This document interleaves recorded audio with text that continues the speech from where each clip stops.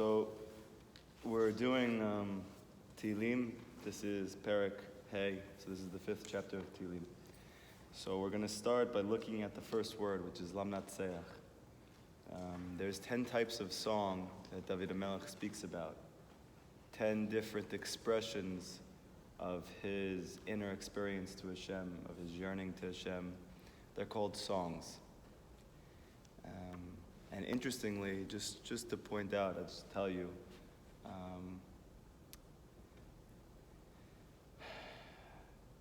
sometimes you can't think clearly. I know for me, maybe it's just because I've had so much mental health issues, and I never actually fully recovered in terms of being able to have the same type of clarity mentally, to be able to think clearly. So it's hard for me to think a lot of times. But I need to think. And then in my hibodedut, when I want to really pour my heart out, then it's even most incumbent, it's most important that I am able to think and to talk. Because if I can't think, I can't speak. So as time has gone on, one of the most amazing things about Rabbi Nachman's teachings is he gives you so many tools. Like, a lot of rabbis, you listen to their classes, and maybe they say something that you resonate with. Maybe they say something that inspires you. But you don't necessarily have a physical tool to go apply in your life when you face a difficulty or obstacle. And Rabbi Nachman gives you tool after tool after tool after tool. And there was a time that I was very, very frustrated because I had to use all of them. And it was exhausting. But then I realized as time went on how lucky and fortunate I am. That if I need so much just to be functional, just to be healthy, just to be happy, just to help, nobody else could have or has ever given me one of those tools. He gave me all of them. So, I usually start every prayer just by thanking Hashem for Rav Nachman.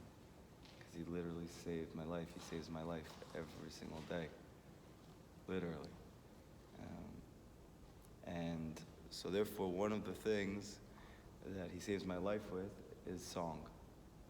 That he explains in Likutei Moharan, much later in Likutei Moharan, something very, very deep. We know in Kabbalah that there's different levels of reality. And those different levels are connected to your inner soul. So therefore, you have thought, right? You guys think sometimes. And you guys have feelings. And you have actions, right? So why is it that you think up here and not over here? Why is it that the locus or the essence of your feeling comes from your heart and not up here? Why is it that your weapons of action are your hands and your feet and they're not here? And everything is specific. Everything is corresponding to spiritual reality. Meaning the higher up you go in your body, the closer you're getting to Hashem, so to speak. And your thought corresponds to a place that's higher than your feelings. And your feelings correspond to a place that's higher than your actions. That's why even though a person who has negative thoughts, there's no consequences for that in terms of the Torah. But the sages and the Kabbalists explain that there's actually often deeper consequences for your thoughts than there are for your actions, because your thoughts are rooted in a higher place. So therefore they're more powerful and they have a more far-reaching effect. Okay? Is there anything above thought? Is there anything above wisdom? So there is. It's called song. It's called singing. And I know for me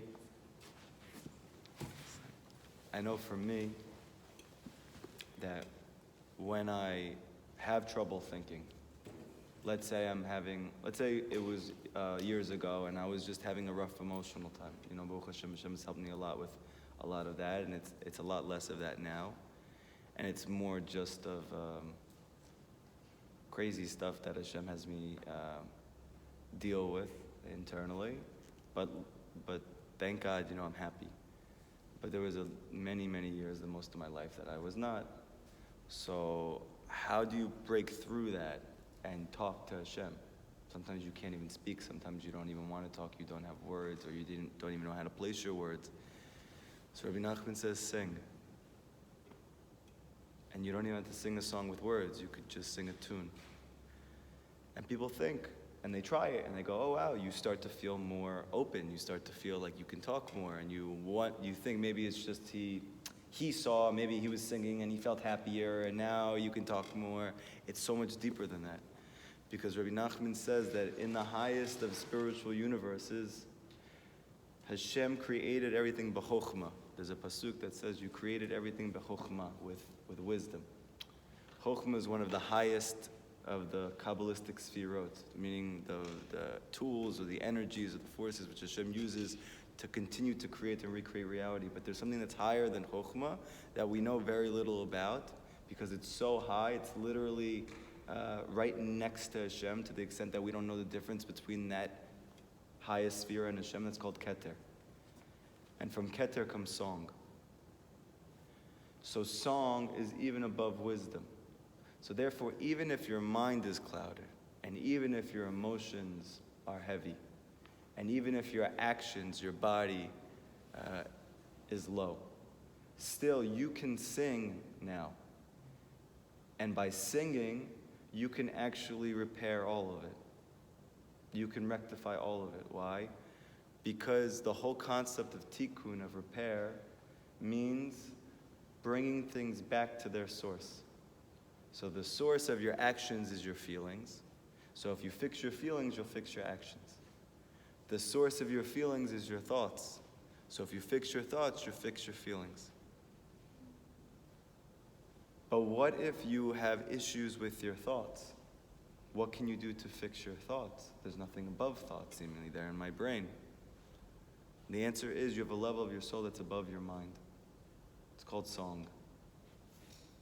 And if you sing, even though you don't feel like it, you force yourself to sing, you'll see that your mind clears, your emotions clear, and your actions clear. So what is something that I practice every single day? And this was after just trial and error. I never had a teacher per se. I had Rabbi Nachman teaching me from his books, and I never had the zchut to have a teacher in person who could teach me. And I think one of the reasons is so that I could give over that trial and error experience for years to my students now. Because it's a very hard experience to have to have no idea how to function in life, and no idea how to get by from day to day and from moment to moment. To have Rabbi Nachman give you all these beautiful tools, but not know when to use what and how to do what, and you start to get to know yourself. And you do whatever it takes to get yourself to be the best you can be that day, because that's all you can do. What's the alternative? That you feel bad all day? I'm tired of that. I hate that. I want to be happy. But what am I going to do if I can't think and I can't feel right and I can't act right? You can sing. And if you sing just a nigun, meaning it doesn't even have words, you just sing it over and over and over, you'll see that everything inside of you starts to melt away. And when you start to get lifted up a little bit with joy, now you can go talk. So that's what I do. I sing, and then I thank Hashem for all the things in my life. Because if I thank Hashem before I start singing, it's not going to be genuine for me because I'm having a tough day. But if I sing first, now I can bring myself to a place that I feel clear. Now I can really thank. And then after I'm done thanking, and I want to start to work, let's say, on talking about my lackings and things I'm struggling with, so I need more song for that now, because that's even harder than thanking. So now I have to do another song, get myself feeling even better. Why? Because it's very clear amongst the Hasidic masters, and even in the sages of old, it's impossible to do tshuva when you're sad. It's impossible to talk to Hashem about really wanting to work on things in your life while you're not happy. Because why? It brings you to despair. It brings you to Yeush. So why do the sages say that you should thank before you should ask for help? Because the thanking itself brings you to hope, because you realize Hashem is in your life. By thanking for everything in your life, you realize that Hashem really is there, even though you've only been paying attention to the negative things. Now that you feel that Hashem is with you, now I can pray to Hashem not from despair, but from hope for something to change. You guys see the difference? So I sing again, and then I talk about the things that I'm struggling with. And then after that, I'm spent. So I do another song. I sing again. And then I ask Hashem for help in all these things that I need. And then I sing again, and I end. But you see that David's always singing. Al-Matseach, Mizmor. Why is he starting every single of his Hibodedut sessions, which turned into Tehillim, with a song? Because David needed to sing in order to talk about his darkness. He needed to sing in order to overcome his struggles in his life. And Rabbi Nachman says explicitly, because David became so proficient in song, he became so skilled in song, he became so connected and became so one with the concept of singing within the difficulties, it is for that exact reason that he became the Mashiach, that he becomes the king of the Jewish people. It's a very deep lesson. We're not going to get into exactly what song has to do with that. But because he became so connected to song, and that was what allowed him to overcome everything, he was then able to become the shepherd of the Jewish people and to lead them to redemption when he was alive. And then his son, Ben David, the Mashiach, who is a reincarnation and a further revelation of the soul of David, to do the same thing. That it says Yodea Nagen, he knows song. It doesn't just mean that he understands it, it means his whole way he perceives life is through music. What does it mean, music? So Rabbi Nachman says that a song is when you have a musical scale. Let's say you play the guitar. So you have an E and an F and a G and a D minor. And so those are all notes. But those notes don't always go together. They only go together for certain songs, some of those notes. And for another song, other notes go together. So how do you make a song? You pick the good notes. And you don't play the bad notes. You allow them to melt away. And when you have one good note, you try to find another good note that connects to that good note. And then you find another good note that connects to that note. And what happens? You created a song. So what's the concept of song? He calls it a zamra. It's called finding the good points in your life. Find one, he says. You're struggling, you're having a terrible day, you're suffering. Now when you come to Hashem to do Hibodedut, how do you open your mouth? Find something good in your life. Say one good thing about yourself. Oh, but I can't think of like all these things. Don't think about all. Think of one good thing. And when you have one, go find another one. And then go find another one. And then you create a song. And once you start singing a zamra, now you can talk about the things in your life without going into despair. Now you can ask Hashem for help in your life with hope for the future. And this is why Rabbi Nachman says his most important lesson is a zamra, to focus on the good points. Because then every time you do that, you're creating music. And music is higher than thought, and it's higher than emotion, and it's higher than action. It was me and my wife's date night last night, and it happened to be Tu B'Av, so it was great, Hashkacha Pratit. I haven't watched movies in years. We can get into why that is another time. If you want to ask questions at the end, you can. But my wife really likes to watch movies. And so we figured out that like I could watch like a PG anime movie, like a cartoon like from Disney. This is something that we can meet halfway. It's light and it's funny, which my wife likes. She doesn't like heavy, like I do. And then it'll be PG. Because you can only be like till 5 years old to watch something like that. So that's how I fit into that category. And we watched something called Inside Out. I don't know if you guys ever seen this cartoon movie. Oh my gosh, the amount of chokhmah in this movie was insane. The amount of it was so deep. I remember I was watching my wife the whole entire time. I was like, oh my gosh, it's the deepest movie I've ever seen. And I haven't seen movies in a long time. That maybe I just haven't seen a movie in so long that but it really was really deep. I'm still thinking about the movie today. It was so psychological. I went to school for psychology and for social work. It's about a girl. She's born to a family in the Midwest, the parents in the Midwest. The whole thing's a cartoon, but and it's from the perspective of her mind, not her herself, but so to speak, every emotion in her had a person in her mind. Anger had a person, and sadness had a person, and joy had a person. And how each of those people in the mind, when they wanted her to be angry or sad or whatever, they pressed the button, and then she got angry or sad and happy or whatever.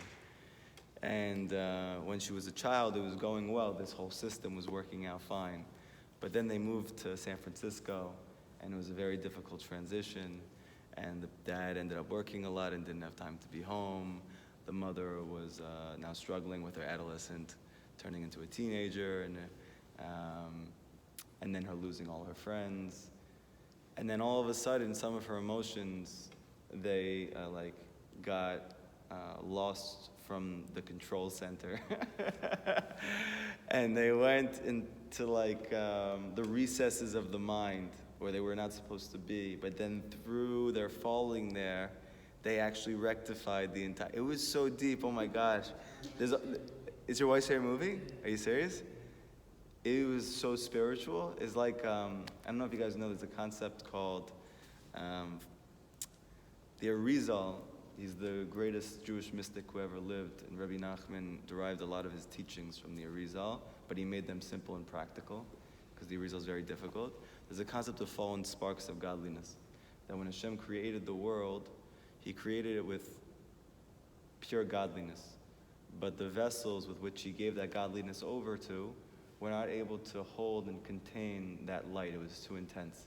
The vessels broke, and those sparks of godliness that were in them broke with them, so to speak, and went down into exile with them. And it's the job of the Jewish people, actually, over time, from the beginning of creation to the end, to lift up all of those fallen sparks. And when all of those sparks are redeemed, the redemption is going to take place. And in a very deep, deep way, we also, each of us represents one of those fallen sparks that broke and is in exile. And it's the job of the tzaddik to come down to the darkest places and to take each of us up and out. I don't know why I'm telling you that. The movie. Yeah, but what about the movie? What?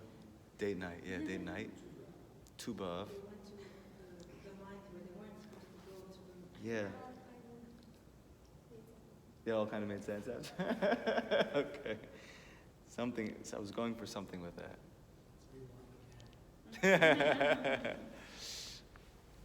Okay. Bezrat Hashem will help me remember. Okay. But anyway, all of her emotions were broken, so to speak. As time goes on in your life, things take place in every person's life that he has certain core memories, and they were focusing on the movie when I was in school. They taught us about this, that every person, when they're a child, they have certain moments that stand out in their life. One really happy moment when they felt really, really loved. And that, so to speak, creates their core belief towards love from others for the rest of their life. And that they have an experience where they get bullied, let's say. And that experience of being bullied now causes them to feel insecure in that core emotion for the rest of their life until they work to rectify it. Or let's say somebody abandoned you. You were abandoned, and it happened when you were young. It's all specifically when you're young. The younger you are, the deeper of the effect it has.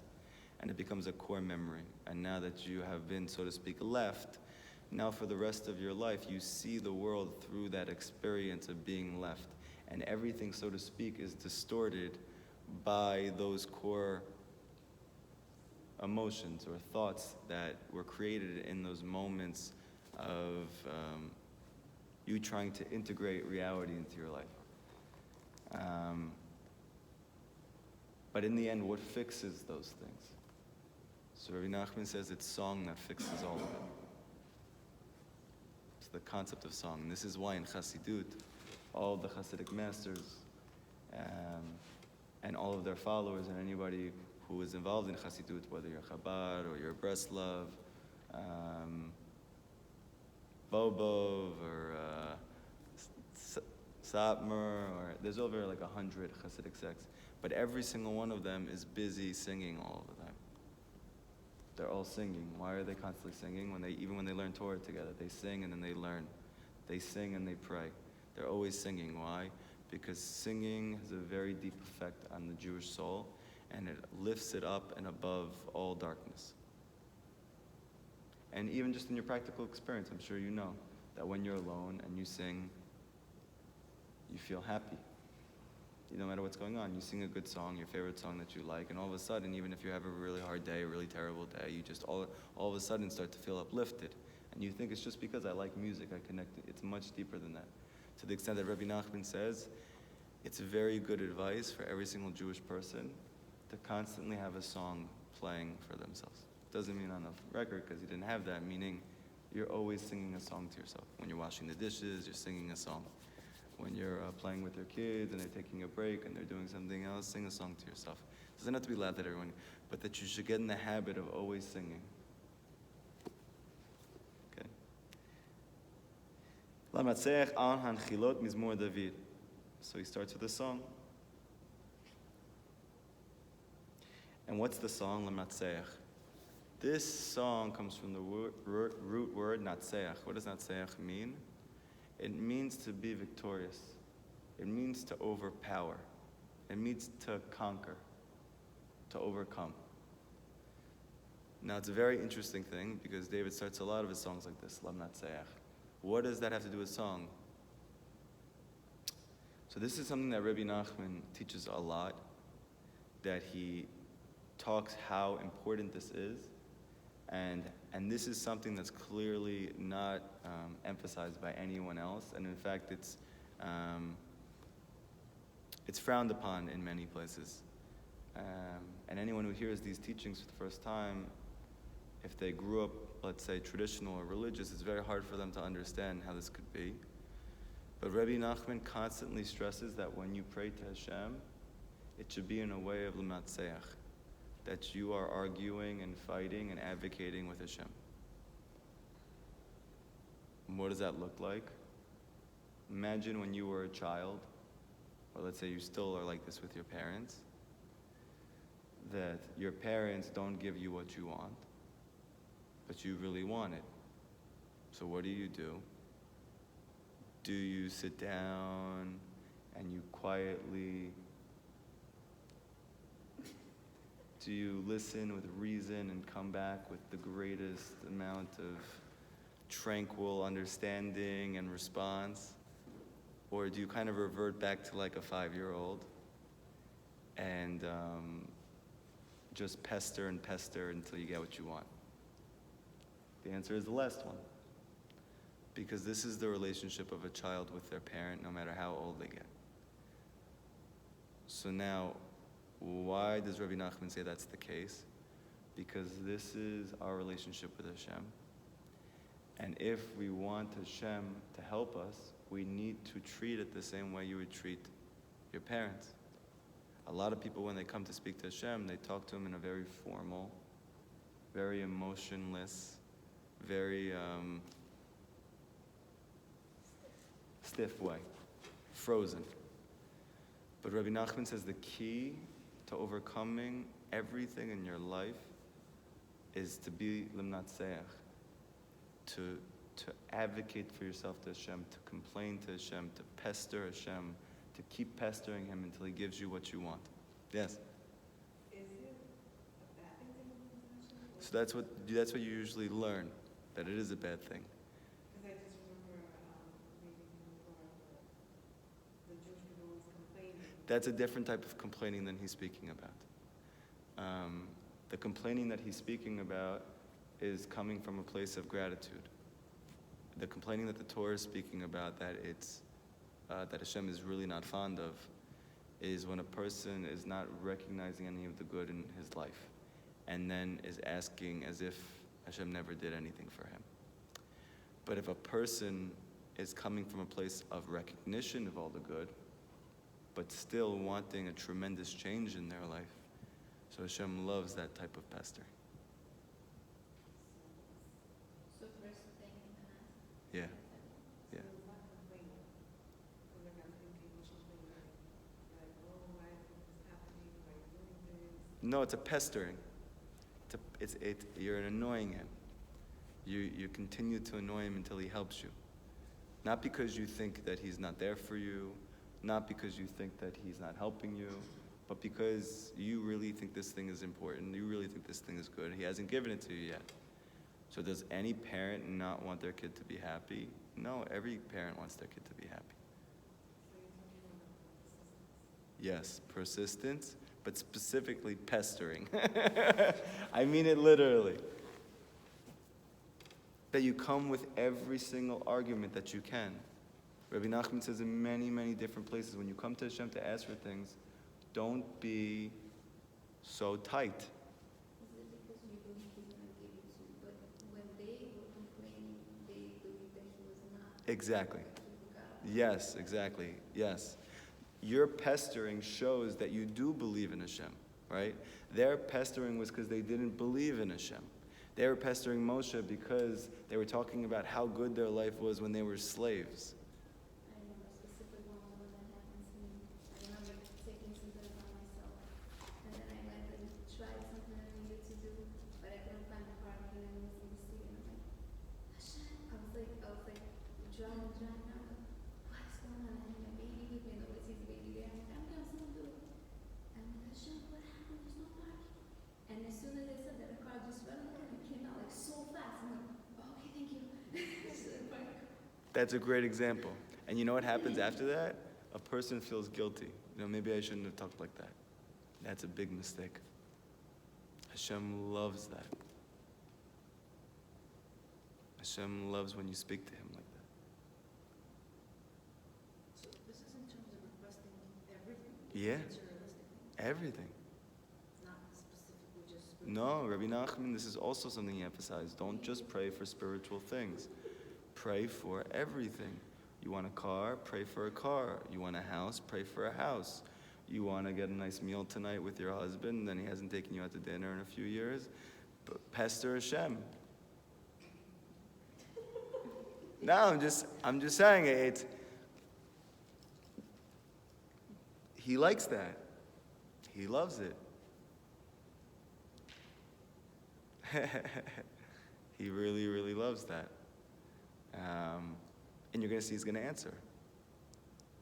And it's not because, oh, here you go. It's because he loves the fact that you're relying on him so much, you believe in him so much, you're not giving up on this thing.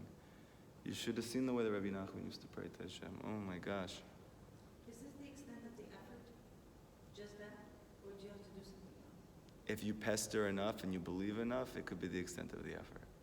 If you don't believe enough and you don't hope enough, then you're probably going to have to exert more effort than that. But if you get to the point that you really understand, like Rabbi Nachman did, that everything he says is possible through prayer, everything. When they said everything, what do you mean everything? He means literally everything. But how come I pray and I don't have all those things? And the answer is because you don't yet really truly believe that everything is possible through prayer. But at the moment that if you could ever really truly believe that all you have to do is ask for things to Hashem to get them, then Hashem will do those things for you. Because when Hashem took the Jews out of Mitzrayim, he said, tell them my name is Eker Asher Eker. I will be what I will be. So it's a very ambiguous name, Can you imagine that, Chas v'shalom, you had children, or grandchildren, who ended up being slaves, and you were not around. And all of a sudden, there's a family member who you realize he can go and take them out of slavery. And they come to you and you tell them, come, I want you to take them out. How are they going to know and believe it's me? Tell them my name. What's your name? I'll be what I'll be. Moshe's like, you bug it. No. What type of name is that? Oh, I'm going to be what I'm going to be. They've been suffering for 200 years in slavery. Tell them what your name is. And the answer is, he was telling them the deepest, deepest, deepest thing. Do you know why you've been slaves for 200 years? Do you know why you can continue to be slaves? Do you know why a person is a slave in his life? Because I will be whatever you allow me to be in your life. That's what it means, I will be what I'll be. If you believe that through prayer, I can help you 25% of the way and you have to do 75% of the rest, I will be that for you. If you believe that I can answer your prayers 50% and you're going to have to do 50% physical hishtadlut and go take care of yourself, I could do that for you also. And if you believe in me 100%, I can take you out of slavery today. Whatever you want me to be, I'll be for you. And that's what they needed to know. Because what's the reason that a Jewish person is enslaved psychologically, emotionally, physically, financially? Because he only believes in Hashem in a certain way. And if he could believe in him more than that certain way, then he's freer. And if he could ever get to the point that he believes in Hashem 100%, and how do you express that? It's through your prayer. I'll do that for you also. You know, the Gemara says it's as hard for Hashem to find you your zivug as it is for him to split the sea. Okay, so this was Tu B'Av, and a lot of people are looking for their partner.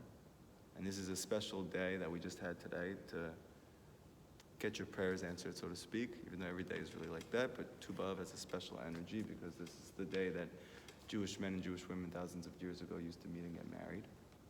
It was the happiest day of the year, according to the Gemara. And in fact, there's a place in the Gemara that says that it was the holiest day of the whole year.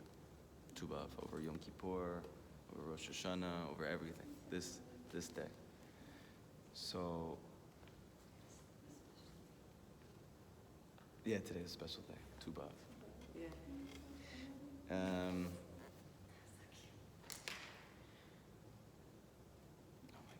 Benny, help me out. What was I just saying? Before that. Before that, like. After that. What? Yeah, arguing with Hashem. Yeah. Oh, okay, I got it. Thank God. that it's as hard for Hashem to find you your zivug, your partner, as it is for him to have split the sea for the Jewish people.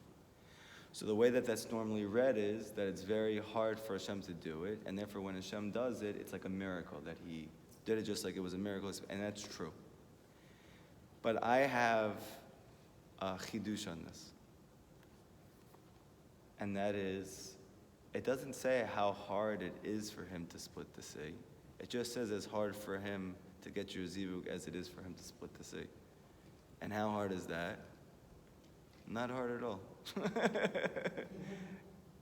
It's very easy for Hashem to do anything, but it's equally as easy or hard for me to do this as to do that. It all depends on what you believe. To the degree that you believe that he could be in your life, to that degree, you will experience it. This is something that I have taught my students for a very long time, and that Rabbi Nachman makes perfectly clear. And even though a person might hear this and go, yeah, and attribute it to psychological phenomenon, whatever, but it doesn't deny this reality that I'm about to say. The world teaches you that when you see it, you'll believe it. It's true. You see it, I'll believe it. Especially women are like this. This is my experience.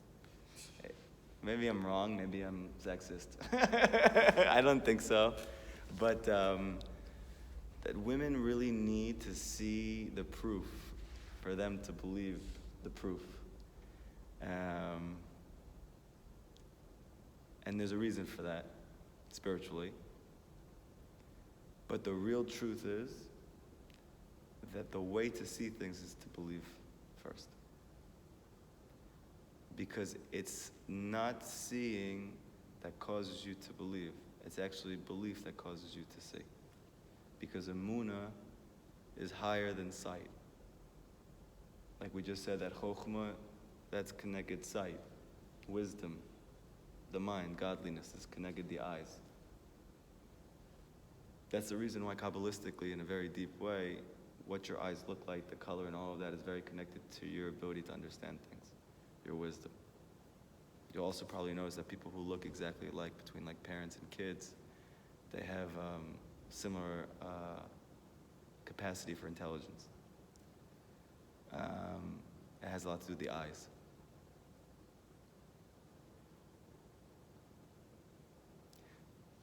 That's why I said Yosef had beautiful eyes and David had beautiful eyes, because it had to do with the way that they perceived reality, their vision, okay? But there's something that's higher than sight. There's something that's higher than the mind. Like we said, that's called keter. Besides song, it's also the place of emunah, faith. That faith is even higher than wisdom. And anything spiritually that's higher, so try to stay with me a little bit, I'm trying to simplify it, is, so to speak, the father to that daughter, or the mother to that daughter. Meaning, your mind is higher than your emotions, I just told you. What does it mean? It means it's the source of your emotions. So in a very deep way, your mind gives birth to your emotions. The emotions are the child of your mind. And your actions, what's the source of your actions? It's your feelings. Your feelings are actually the mother of your actions. She gives birth to your actions. Everybody with me? Who is the grandfather? Who gives birth to the father, who is the way you perceive things, and the mother, that is your feelings? Your grandpa. What do you guys call it in Russian? What? Bobo? Siesta? Siesta. So when you talk to your siesta, yeah, siesta, yeah, your zaidi, yeah, your safta, that's actually emunah. Emunah is the highest part of your soul, and emunah is what gives birth to your perception. Faith is what gives birth to your perception of things. So when you believe in it, you'll see it. Why? Because it's actually faith that gives birth to reality, to your perception of things.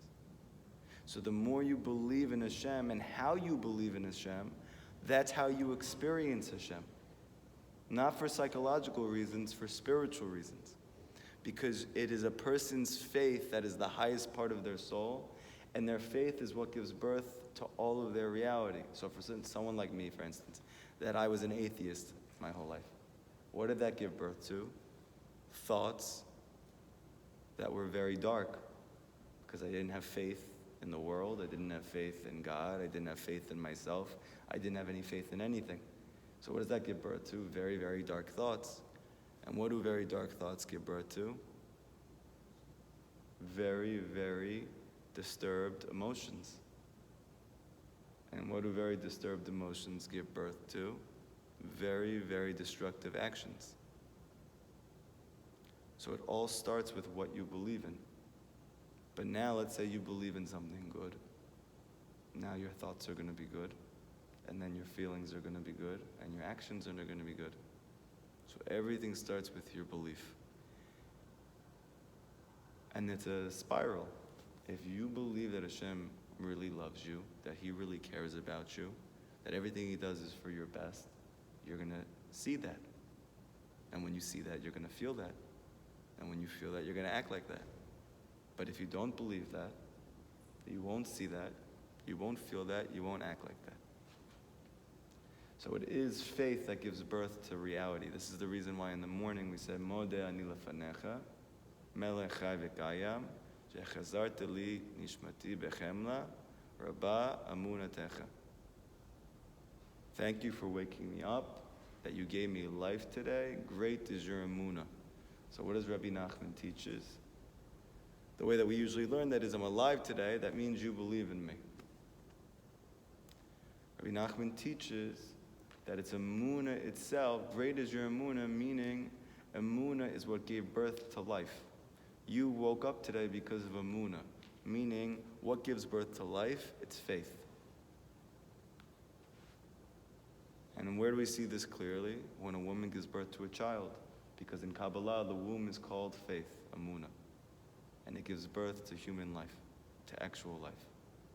Is it having faith in God or not having faith in you? It's all one thing. It's all connected. I have a question. Yeah. Isn't, and I thought that the moon is formed by the three things, by the actions, by the thoughts, and by the feelings. I act a certain way, if I do certain, if I feel a certain way, That's going to transform your emunah. but you're saying it's the opposite. No. So I'm saying it's the opposite because we understand that according to Kabbalah, your soul is organic. What does it mean that it's organic? When people usually think of organic, they think about Trader Joe's or something. But that's not what organic means. Organic means that there is a natural whole, that every part affects the other parts. So when something is organic, it means that the whole thing is natural, and therefore it looks natural, it tastes natural, it acts natural, every part of it's natural. But once something's not organic, then you create illness in the system, because part of it is going to affect more heavily and the other one's not going to be able to react as much. Yeah? So your soul is organic. That means that your feelings affect your thoughts affect your feelings, your actions affect your feelings, your actions affect your... So everything works every way. But I'm explaining that at the root, the highest part of your soul is called emunah, and actually the lowest part of your soul is called emunah. So this is the reason why it affects both. That when you have positive thoughts and positive feelings and positive actions, it's going to increase your emunah, because the lowest part of your soul is called emunah. But Rabbi Nachman's trying to get you in touch with the highest part of your soul, which is from the Keter, which is also called emunah. But this is emunah that's even higher than your thought. That's a belief that even precedes thought and feeling, that you believe just because you believe. And that belief itself gives birth to everything else. Yeah. They come from your faith. But sometimes you don't think about it. Right. So good. So Rabbi Nachman says you should scream. I'm serious. Why you been doing that? People are going to think you're crazy. That's right. Whereas my rabbis say, that's right. You know? What? I know, I was going to say, it's not just Bukharians, by the way. It's most Sephardi Jews. It's very hot in the Middle East, you know, so you guys couldn't take it anymore, I'm sure. It was frigid by us, you know, in Eastern Europe, so we just became very subdued in our natures. We held it all in. There's a lot of... Yeah.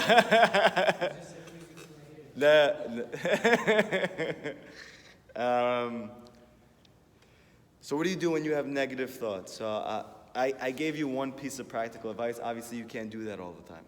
However, Rabbi Nachman actually does say that there is a way, if you're able to master this skill, that you can scream without yelling. That you could scream it. That you could scream in your own mind. And yeah, so your negative thoughts are coming from your Yetzer Hara, because your mind, your godly soul, actually doesn't have negative thoughts. So when a Jew is having negative thoughts, it's not coming from his mind. It's coming from his heart. Because at the level of the mind of a Jew, it's perfect, and you can't touch it, you can't blemish it, no matter how much you've been through or what you've gone through in your life. Your mind is perfect. So why do I always experience negative thoughts, fear, anxiety, sadness, despair. They're coming from your heart, they're not coming from your mind. And Kabbalah explains that it's impossible for a Jewish person to experience his thoughts from his mind except filtered through his heart. So to the degree that your heart is rectified and clear, to that degree you can experience clear thoughts. And that's why Rabbi Nachman's teachings are focused on fixing the heart, because your mind is actually beautiful. The reason you haven't experienced beautiful thoughts from your mind is because those thoughts, when they reach your heart, are becoming darkened by your stuff. So Rabbi Nachman's main goal is to release the stuff from your heart, to give you the tools to release that stuff.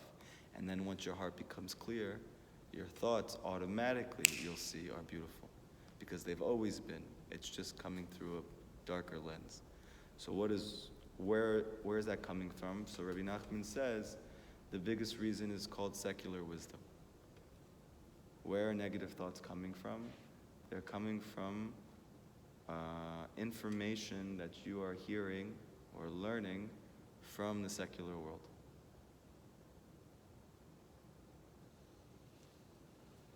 More specifically, anything that's not rooted in spiritual reality. So let's say, for instance, when you watch the news and they tell you the COVID is going to take over the world and we're all going to die. Yeah? This is going to get worse and worse and worse. And you're sitting there, how am I going to function? Oh my gosh. Okay, so what is that? What is that based on? It's based on research, it's based on science, it's based on poll taking, it's based on theories. But all of these are man-made. They're all limited and finite, right? What's the problem with that? That there is something which is above that which is causing reality. That they admit themselves that they're not even paying attention to and not in tune to at all. So really they're only dealing with the effects, they're not dealing with the causes. Anyway, so when you're learning those things, that affects your heart. It affects your thoughts. It affects your feelings. It affects your actions. Right? And if they tell you if you were to stop watching, then you would be ignorant. Then you would be living in the primitive past. Why? Because it's a very, very deep web and system of lies. And society is trapped in this deep web. And this is also in a family. When you have a family, let's say you have an abusive family. So the child that wants to leave that family, he is going to get resistance from all sides. Why is he getting resistance? Because they're going to tell you, no, there's something wrong with you. You need to fix yourself. You need to work on yourself. When really, you're the only healthy one. So what do? You feel bad to leave. So you stay. But you're dying. You feel sad. You feel angry. You feel confused every time you're home. So I leave. But then they call me. I'm like, what's wrong with you? And then I feel bad. So I come back. Because systems are very intricate and they're very deep. And when they're societal, all the more so. So where does Rabbi Nachman say that a Jew's thoughts get distorted from? From secular wisdom.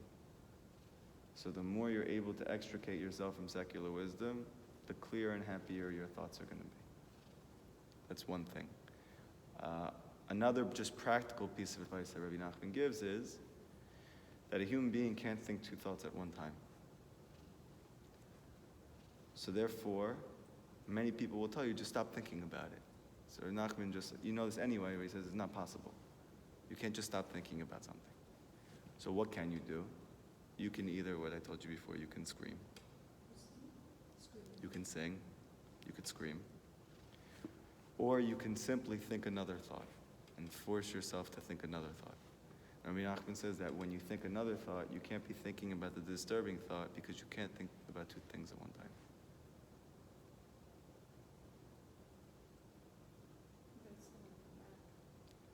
It's going to come back, right? So that's why this is a short-term fix, the thinking of one thought versus another thought. But what's a long-term fix? to the degree that you're able to extricate yourself from wisdom that's rooted in secular society, to that degree, you will rid yourself of fears, of sadness, of anxiety, of despair. Well, what do you tell a 5-year-old which is almost scared and still thinking about? I mean, I tell her to think about your birthday party, what cake you want, to like another thought. Yeah, and how does that work? But that moment I was until if she's not gonna think about that. That's the thing, I don't know. Right. So I'll tell you a very deep thing, but it's gonna be hard to understand, but just think about it when you leave the class.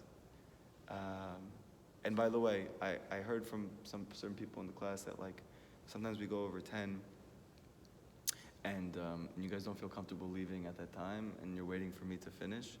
So just know, like, as soon as 10 hits on any class, you go if you want to go. I might continue just because I feel like something's important to say or I'm answering questions, but that doesn't mean the class is still going, so you don't have to stay. I won't be offended. You won't be allowed back.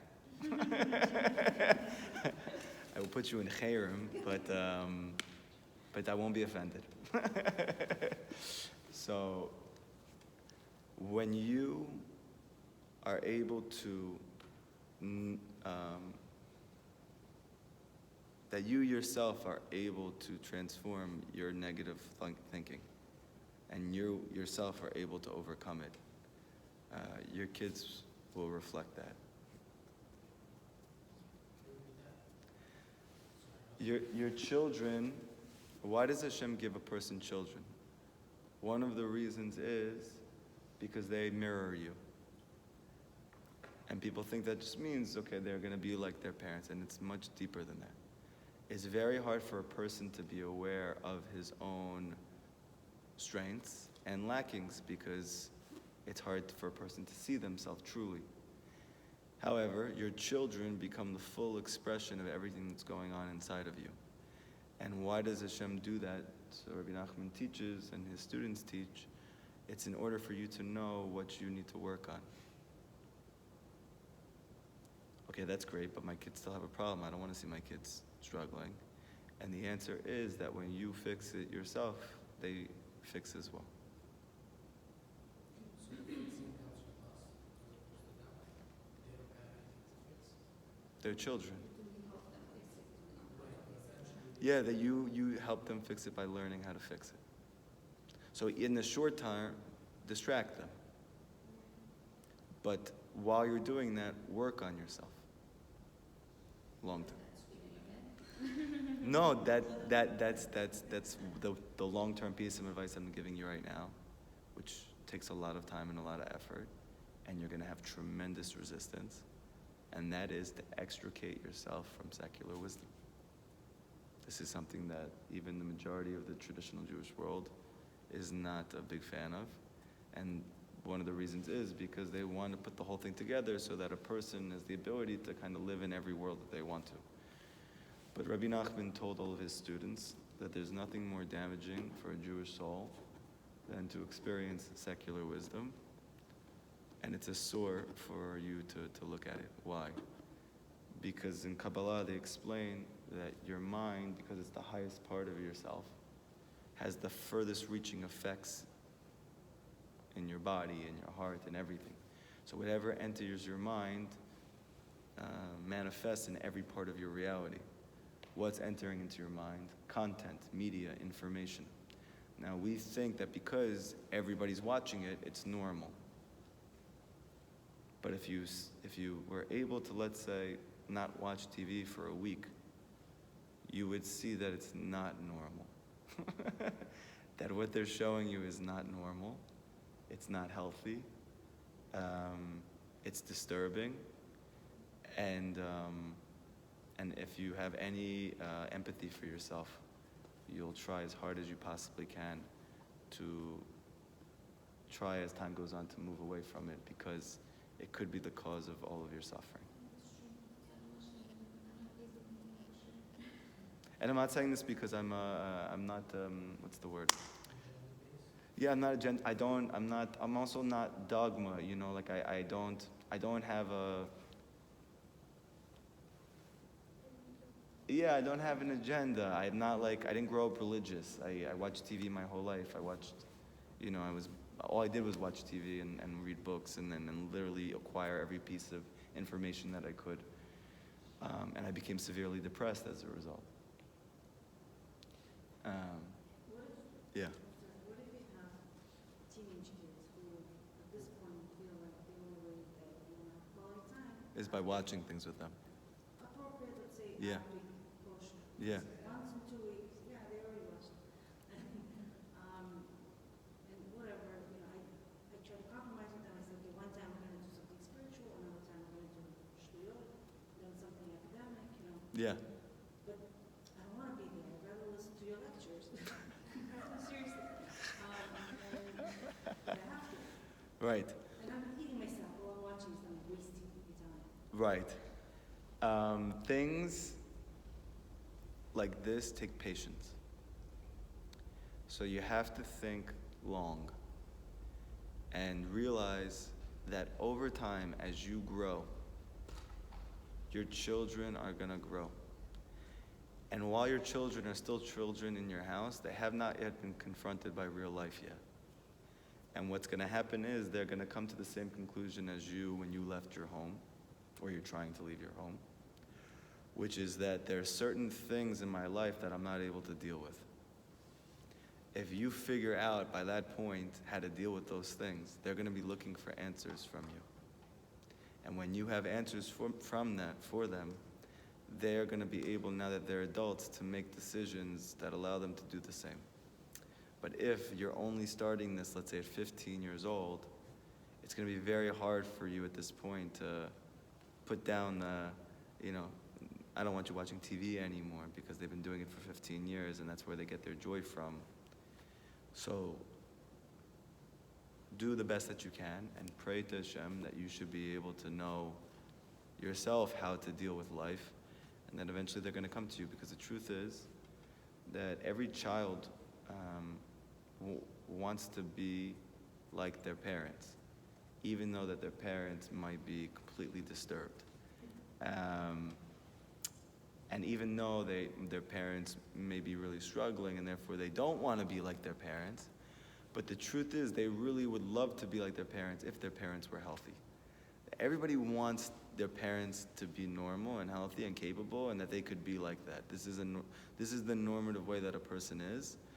So even when we reject our parents because they're not like that, and we need to in order to survive, still there is a lingering hope that something's going to happen to my parents that's going to allow them to, because this is the way that Hashem made us. So anyway, you have to think long term. You know, when you start to learn a lot of Rabbi Nachman's teachings, you start to feel like, oh my gosh, I have to do something, and everyone else has to do something. Yeah? It's the Yetzer Hara clothed in a mitzvah. Rabbi Nachman teaches in the first Torah of Likutei Moharan, his magnum opus, there's something called what looks like a mitzvah, and it's really the Yetzer Hara. Meaning that you have an opportunity to do something that is good, but the Yetzer Hara uses your momentum to actually cause your demise. Meaning, because he knows that your intentions are good, no, you're not going to do something now that's going to hurt you, so he has to be very subtle and make you do a mitzvah. The mitzvah really is hurting you. So anyway, there's a lot of things that you have to learn. And it takes time. Even with Rabbi Nachman's teachings, there's so much that he talked about. There's so much he wrote about. And even now, when you hear something, I might say something right now, and it resonates you with like, okay, like you might watch this class a year from now and be like, oh my gosh, that's what he meant. And then you might watch that class 5 years from now and be like, oh my gosh, I didn't even realize. What was I even thinking that I didn't realize that was the deepest thing in the world? Why? Because you're changing. With Rabbi Nachman's Torah, it's something that you can continue learning the rest of your life. And every year that you come back to it, you're not going to perceive it the same way. Because you're different now. Any questions from tonight? Yeah. What if your thoughts have nothing to do with like society or the media? What if your thoughts are just so random and disturbing? Where does that? I mean, I So even if you're no longer, so the question was, do you mind if I repeat it? Yeah, people ask me also, like in the classes, like people are texting me and emailing me, can you please say over the questions or give them a microphone because we don't hear what they're saying. So what if I'm not, let's say, on Facebook and I'm not watching the news, I'm not part of social media, I'm not absorbing secular wisdom, but I'm still having negative thoughts, so where is that coming from? Like, that have nothing to do with anything, just like random, So, disturbing, weird right. thoughts. So what Rabbi Nachman is teaching is that even that is rooted in secular wisdom, that you believe in something that's not true, that's called secular wisdom. The whole concept of secular wisdom is not rooted in reality. So where do disturbing thoughts come from? It comes from some core belief that you have that's not true. That's called secular wisdom. So even if you're no longer watching it, it's not just about not watching it, it's also about removing whatever is still inside of you from having seen it. And that takes time to get rid of. And one of the most effective ways Rabbi Nachman says to get rid of it is through thunder. What's thunder? Praying with intensity, praying with fervor. What does that mean, praying with fervor? Could mean screaming. It could mean praying with a lot of emotion. It means praying with a lot of vigor. And when you do this every single time you pray like that, that secular wisdom leaves your heart. And the more it leaves your heart, the more your thoughts are going to become happy and clear. But that takes time. And this is the reason why the Hasidic masters all say that the greatest damage is done by secular wisdom. And this is the real reason why Hasidim don't allow their kids to go to public schools. It's not because they're living in the past. It's because they're aware that according to Kabbalah, that secular wisdom is one of the hardest things, once you've seen it, to ever get rid of. And you need to go through many, many, many tikkunim, rectifications, different tools and means in order to extricate yourself from those things. I haven't been watching it for years, but I'm still constantly working at trying to rid myself of old ideas, because it is those ideas that are causing the suffering in your life. Because a Jew's natural state is one of hope, it's one of joy, it's one of life, it's one of energy, it's one of love, it's one of connection and peace. And if a person doesn't feel like that, it's because he's not connected to his natural state. And one of Rabbi Nachman's biggest fundamental points is, where is that coming from? It's something that you would never think of, and that's from secular wisdom. And that could also just mean a dynamic from your family that you grew up with. That your parents told you, Rabota, you got to make money.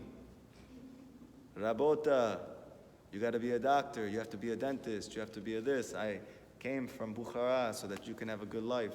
I was a potato farmer, but you can be a doctor. And that's what I came here for. And then you're going to be happy. Because they grew up with communism. So they're traumatized. Communism is secular wisdom. The response to that is also secular wisdom. And you come to America, and you think that a certain amount of money is going to make you happy. And according to the Torah, meaning according to truth, there's no connection between the amount of money you have and how happy you are. So now what happens if, let's say, you're trying to leave behind that idea, even though it's not from the TV, and it's not from Facebook, and it's not from this? That's called removing secular wisdom. And it takes time to get rid of. Yeah. So, about secularism, like all of our life is secular. That's right. We're in America, even in Israel, it's all secular. That's right. You go to work, secular. You got it. Go to the store, whatever. That's You right. turn on the TV and no Facebook, no YouTube. It's all secular. That's right. We're supposed to yell. You should, At the top of your lungs. there, you got it. You got it. You came one class. You should bring her more often. She's a genius. It would have been funny though, instead of saying that, you just started screaming at the top of your lungs. We're on camera. They don't see you. They just see I know, me. they can hear me. Yeah. That's it. Other than little steps, like the city or Yeah, you're saying if you're not part of that world, so what are you going to do? So the answer is, you need to So this. No. Because you need to understand that Judaism does not want you to separate yourself from the world. Oh, so one second. Judaism, the difference between, let's say, Buddhism and Judaism and Buddhism. Buddhism also understands all of this. And they believe in separation completely. Where Judaism believes that that's a step in your life, is a separation.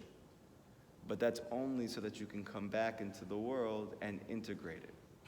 Okay? Meaning, it's not about living in a cave in a mountain. It's about living in normative society with a family and with friends and in a community and having a happy, normal life. But to do that, there needs to be a stage of separation. You mean like the quieting of the body? The quieting of all of the influences that have been flooding you since your birth. There needs to be a period of time that you are separated from that. And if you can't physically be separated, then in your mind. And where do we learn this from? We learn it from Avraham Avinu, the first Jew. Right? That Hashem told Avraham, Lech Lecha. Right? Avraham was the first person to experience God in the world. So he's the first Jew. That's what it means to be Jewish, that you are a soul searcher. You're seeking truth. Right? And now you find God. And what was the first thing that Hashem told Abraham to do? He said, Lech Lecha. Go to yourself. Go for yourself. Where should you go? So he tells him, leave your country, leave the place where you grew up, and leave your father's home. And go to the place that I'm going to show you. So you would think, what would I say? Let's say, for instance, my wife becomes friends with you guys and invites you over for Shabbat. And she says, how do I get to you? So let's say you live in Brooklyn. I want you to leave Brooklyn. I want you to leave, what neighborhood? I want you to leave Flatbush. I want you to leave your father's home and go to the place I'm going to show you. What would you say? I think I'm going to do Shabbat somewhere else. I think I'm going to take a rain check on that plan. Okay, what? He's not telling you where to go. He's just telling you where to leave. That's not a way to get somewhere. Listen to how deep this is. He's looking for Hashem. He's looking for truth his whole life. Hashem tells him where to go. I want you to leave your society. I want you to leave the place where you grew up. I want you to leave your father's home and go to the place I'm going to show you. Why doesn't he tell him where to go? Why does he only tell him where to leave? Because Hashem is everywhere. So why doesn't he see him? Why doesn't he experience him? Why doesn't he feel him? Because of all of the secular wisdom. And as soon as he removes himself from his society, from his family, from his place he grew up, he immediately will already be in the place he's going to show. Hashem's there. Hashem's always there. It is distorted reality, perception, which is creating the appearance that Hashem is not in all of our lives. So he's telling Abraham, if you can leave behind all of the distortions, you'll be in the place I'm going to show you. And by the way, the Ramban points out that these things, it doesn't say exactly like this, but these things are in increasing psychological difficulty, right? It would be hard for, let's say, you to leave America, but it would be harder for you to leave where you grew up. And the hardest thing for a person to do is to leave their father's home. Meaning what? It's not just talking about physically. Their ways. You could leave America and live somewhere else, and over time but to leave the neighborhood you grew up in and all of the things you grew up with as a kid, that's going to be harder to leave that part of you. And to leave your father's home, meaning what you experienced as a child with your parents, that's the hardest thing to leave behind. And Hashem was telling Abraham, if you leave these 3 things behind, you'll find me. You'll be in the place that I'll show you, called the land of Israel. The land of Israel is the concept of Amunah. It's the concept of Hashem is always with me and everything is good and He loves me. How do you get to experience that? By leaving those places behind. It could take a lifetime. But, and I'll end with this.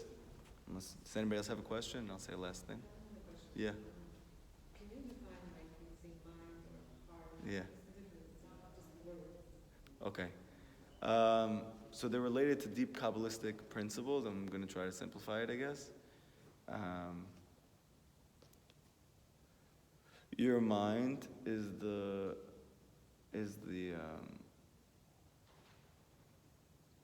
mind is the place of your thoughts. Your heart is the place of your feelings. Your body is the place of your actions.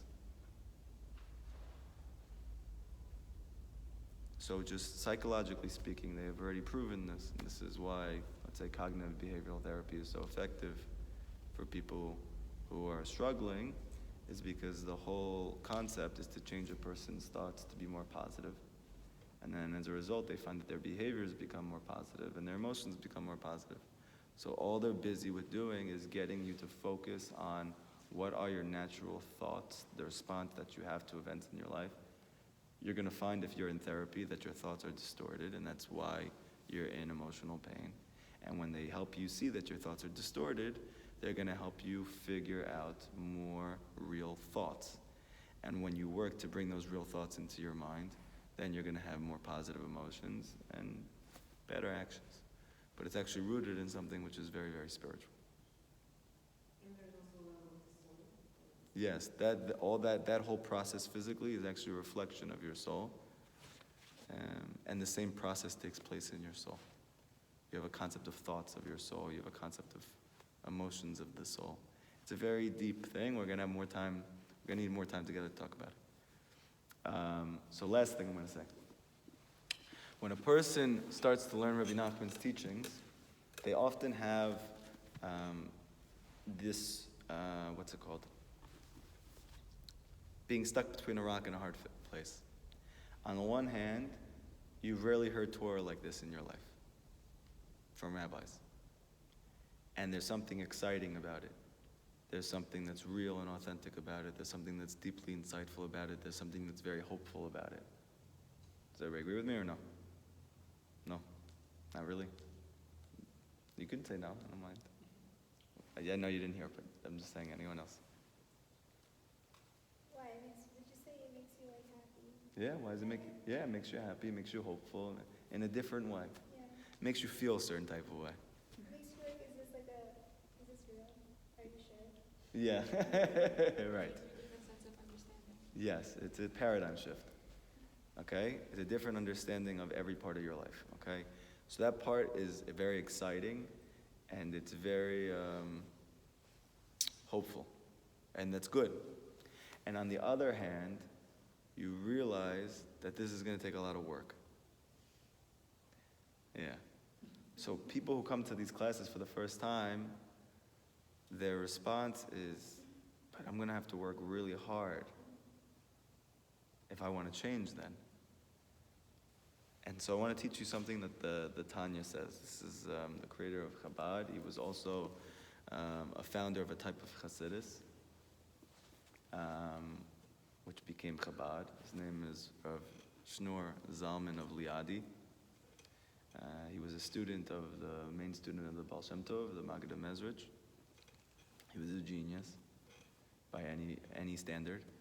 And he starts his magnum opus, which is called Tanya, there's something called a long short road and a short long road. He says that everybody in their life is trying to take the short long road. What does that mean? It means that we are all looking for the quickest way to be happy, to achieve the things that we want in our life. And what ends up happening is we all end up traveling a very long road to get there. That's the short long road. But he says the path of Chassidut, the path of the teachings of the Baal Shem Tov, Rabbi Nachman, the Baal Tanya, these are a long, short road. I can't repeat the whole thing again. Long, short. Did you say that sect of Hasidus is the long short road? I'm saying all sects of Chassidus. The concept of Chassidus is a long, short road. That when you approach Chassidut, you realize this is going to be a lot more work than you're used to in your Torah Anytime classes. But if you do it, it actually ends up being a very short road. Meaning it looks like this is going to take a very long time, but in fact, when you put your full effort into it, it ends up being a very, very short road. For instance, someone like me that suffered with mental health issues my entire life, diagnosed with learning disorder, anxiety disorder, major depressive disorder, bipolar disorder, every disorder under the book. So this is going to take a lot of time for me to get. I mean, obviously the psychological world says I'm never going to get better, right? Because these are genetic disorders and X, Y, and Z. So Rabbi Nachman says it's not true. And I believe him because I've seen that he says things and I do them and it works, and the world says it doesn't.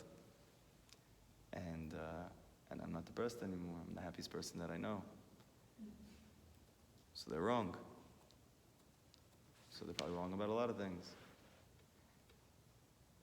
And I thought to myself, like, oh my gosh, this is going to take me a really, really, really long time to reach any state of peace or joy or whatever. But when I put my whole self into it, that long road was actually a very short road.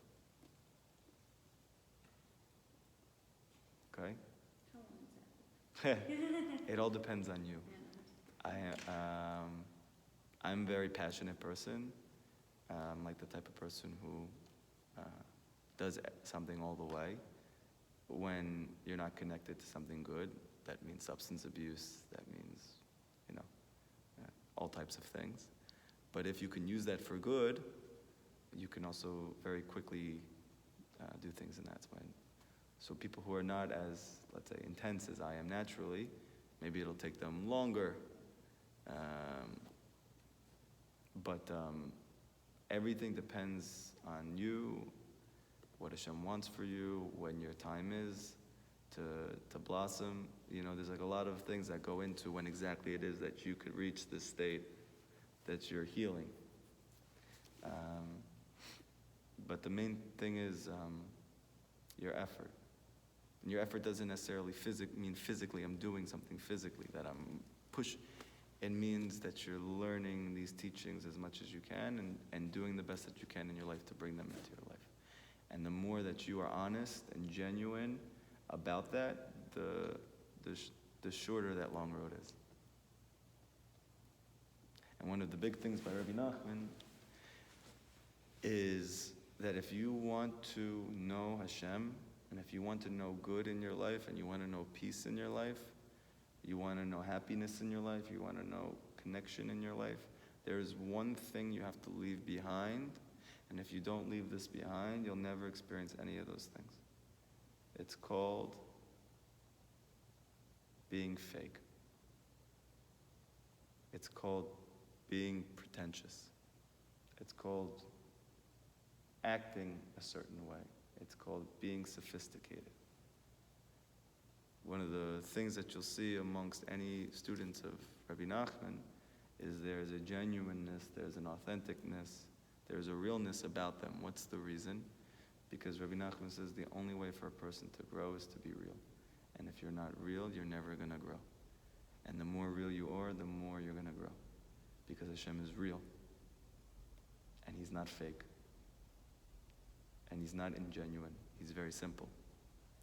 And when you become simple, which you already are, but when you allow yourself to, through a lot of courage, despite the fact that you're in the midst of a society that is the opposite of that, and in a generation that is completely the opposite of that, if you have the courage and the strength to be real in a world that's not, then you can achieve tremendous things in your life. Everybody have a great night. I'll Thank see you guys on Sunday. Oh, by the way, we have a kumsitz tomorrow. So this is another one of the extensions of Chassidut. I told you that they sing a lot. So there's a very powerful experience that they do. It's called the kumsitz, or Fabrengen. And that's where they give over Torah, but they do it with live music, and they do it with food, and they do it with drinks. And it's like a organic experience. And this is a very powerful experience for anyone. Tomorrow night is going to be for guys, maybe eventually in the future. So Hashem, maybe we'll even have for both. But if you know any men, and specifically maybe ones that they have not connected to formal teaching, but you feel that they have a side to them that they could if there was a way. So this is a different experience of learning. This is a very different experience of learning. It's probably more like the parties that they're used to going to in the city, but it's really holy and it's really pure and it's really good for them. So anyway, that's tomorrow night, and Bezrat Hashem moving forward, if it works out, Hashem should help us be matzliach. We're going to do that every Thursday. The next class for women will be Sunday.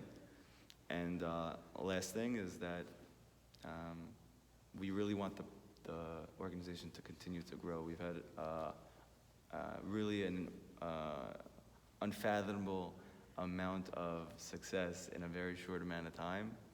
The amount of people that are watching and where they're watching from. I'm getting emails from people in Texas and from the Midwest and from Florida and from Israel and from Spain. There are a lot of people who are really connecting to this, and not in a little way, but in a way that I can't describe. And we haven't even scratched the surface of what we feel that we can do. But for us to be able to do more, and to, let's say, hire more people to help make it more available to more people and in more places, we're going to need resources to do that. So if you guys feel that you have, or that anyone else has, and they want to contribute to something that's very beautiful and that can really help a lot of people. So we have we have a donation page on our website you can go to. Zion Bresla Project.org, and there's a donation page there. You can also do it for Refuah Shlema, for someone who's sick, if you want to do it for someone who passed away, or if you just want to help, period, stam. Let's say you want to give maaser, you want to give tzedakah. I might sound biased, but there's nothing, and I'm not just talking about our organization, but there's nothing better that a person can do than can contribute to someone bringing Rabbi Nachman's teachings to the world. It's really life-changing, and not just for religious Jews, not even just for Jews. Rav Natan, his main student, when he first started hearing him, he was shocked by what he was hearing for himself. And then he started to realize, like, wow, this isn't just for me, this could be for, like, not just, like, for all the Hasidic Jews, they can catch on to this. And then as time went on, he realized, wow, like, this could be something all the Jewish people, and then he realized that this is actually something the whole world could benefit from. And I agree. So if you also do, and you want the zchut, the merit to be a part of it, so we would love the help. Okay? Thank you so much. Everybody have a great day.